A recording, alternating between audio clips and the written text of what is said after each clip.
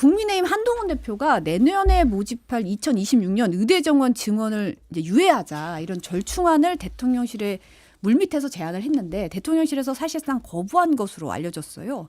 이 사안은 어떻게 보세요? 뭐 어떻게 보시는지. 일단 협의를 해봐야죠. 일단 대통령실에서 협의를 안 한대잖아요. 거부가 아니고 지금까지는 입장 변화가 없다라고 한 부분이고요. 저는 이 부분이 이제 이재명 대표와의 대표회담에서 먼저 올라가야 되고 거기에서부터 일단은 그 박단협의회장과 나눴던 그 7가지의 요소들 그리고 이 부분에서 여야가 같이 합의할 수 있는 부분들 그리고 나서 맨 마지막에 정부와 대통령실과 함께 논의할 수 있는 부분들의 여지를 남기면서 저는 끝판왕 깨기처럼 올라가야 된다고 보거든요. 그런데 이 부분은 아직까지 지금 정당 차원에서 한동훈 대표가 본인이 만난 것이지 내가 정부를 대표해서 대통령실의 입장을 확인해서 만난 게 아니다. 만약에 그렇게 해서 만나자라고 했으면요.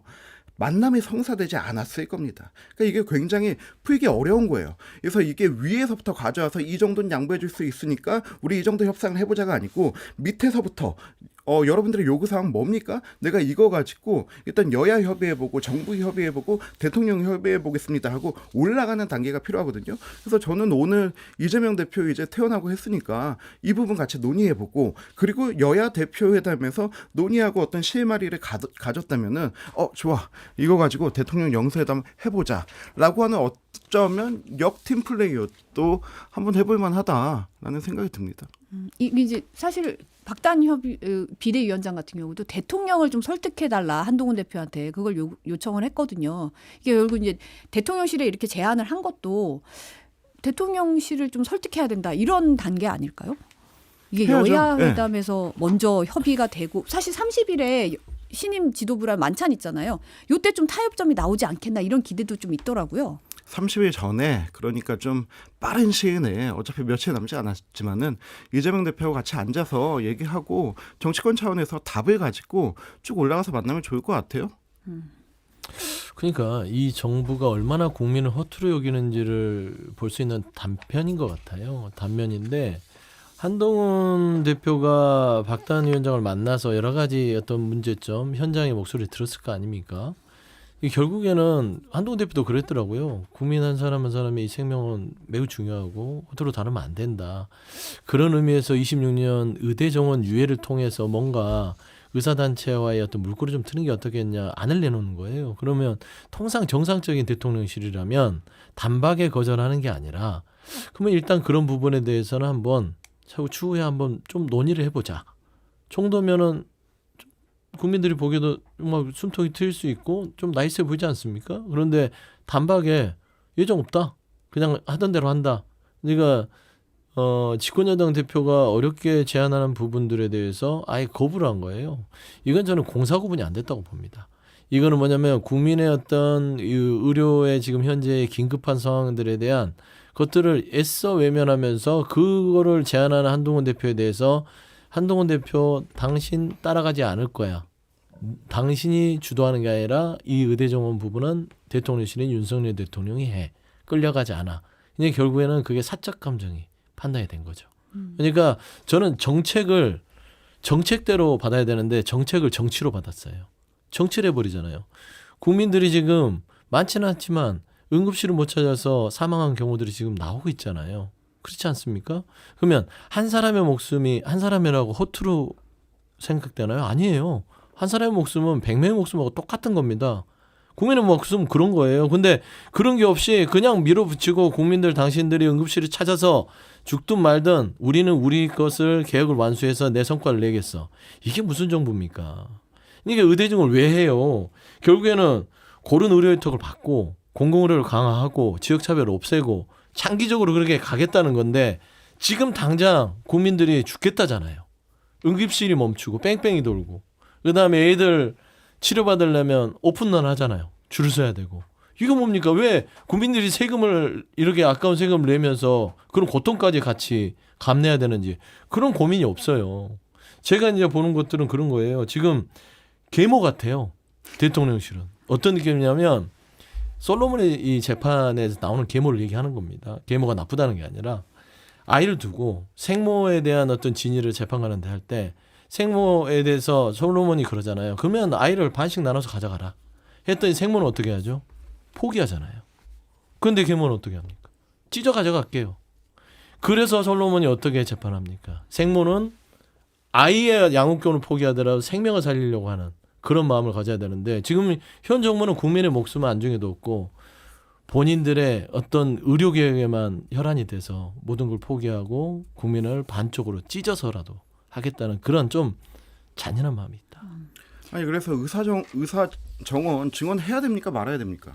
단계적으로 하자고 민주당이 귀가 닳도록 얘기를 했음에도 불구하고 귀뚱으로도 안 듣잖아요. 그러니까요. 안철수 의원도 얘기를 해야 하잖아요. 되는 거에 대해서는 누구도 반대하는 사람이 없습니다. 하지만 역대 정부에서 단 한 번도 성공하지 못했던 부분이고 지금 우리도 이 부분이 우리 그 어떤 정권 차원에서 정당 차원에서 피해가 되고 있다는 걸 압니다. 그럼에도 불구하고 지금 이 정도까지 끌어왔으면은 좀 합의를 도출할 수 있는 내용을 찾아내 가지고 이제는 그래도 증언의 물건을 터야 된다라고 하는 겁니다. 이 증언의 물건을 터는 데 있어서 지금 정부가 배특함 역할을 계속했다면 정당은 국함 역할을 해가면서 야당과 협의해서 그 안을 함께 만들어가면 되는 겁니다. 이걸 가지고 우리가 뭐 마치 2,000명이란 거에 매몰돼서 이거에서 벗어나오지 못하는 것처럼 한다면 이미 그럴 거였으면 총선 전에 했죠. 보여주기식으로라도 했죠. 하지만 그것보다도 더 중요한 의료개혁의 문제에 앞서 있기 때문에 그리고 지금까지 추진해온 방향에서부터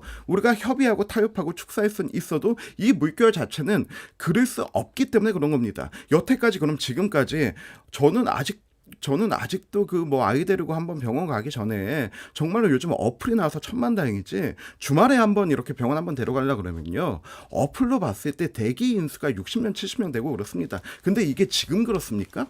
4년 전에도 그랬고요. 5년 전에도 그랬습니다. 지방에서 문제도 그랬고요. 저는 이런 부분에 대해서 5년 후에 10년 후에는 이렇게 되면 안 된다라고 하는 그 근간을 만드는 부분이고요. 저는 한동훈 대표의 그 정책적 입장에 대해서 용산이 정치적으로 받았다라고 하는 부분은 앞으로 남아있는 이재명 대표와의 회담 그리고 이제 대통령과의 만찬 그리고 그 다음에 있는 영수회담에서 풀어가는 게 정치의 역할이라고 봅니다. 일각에서는 이렇게 얘기합니다. 이거 박단 위원장 만난 거 한동훈 대표가 이미 용산을 패싱하고 만난 거기 때문에 용산에서도 좋은 반응이 나올 수 없다라고 하지만 이거 만약에 한동훈 대표가 먼저 용산을 얘기하고 그리고 복지부와 협의해서 용산의 안과 정부의 안을 가지고 박단 위원장 만나면요 만남 자체도 성사가 안 되는 겁니다. 그렇기 때문에 의사 출신인 그 박은식 전 위원하고 그리고 인유한 그 지금 최고위원하고 이런 사람들을 통해서 자연스러운 걸 만든 거고요. 우리가 위로부터의 어떤 대안과 결정을 가지고 만나기 전에 일단은 우리 협단체 얘기를 먼저 들어보겠다라고 한 그 중간 과정에 있는 거고요.